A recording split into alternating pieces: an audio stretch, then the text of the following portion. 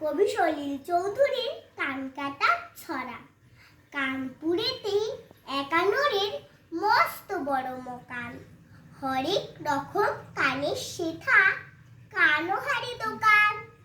কান পাতলা সেখানে যায় কিনতে মোটা কান, কানে খাটো কিনে আনে লম্বা দেখে কান।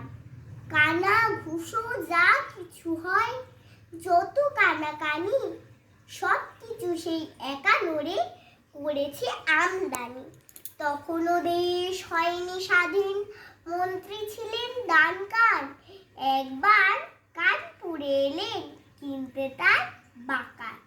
একানোরে বললে, দেখুন সময় দিতে হবে, মন্ত্রীর কান আনতে গেলে দিল্লি যেতে হবে। এই না বলে একানোরে দিল্লি দিল হাঁটা, 6 দিন পর ফিরে এলো চক্ষু ভাটা ভাটা। বলল, কেঁদে নিন ফিরিয়ে অ্যাডভান্স টাকাটা, দিল্লি গিয়ে দেখে ওদের সবার দোকান কাটা। নমস্কার।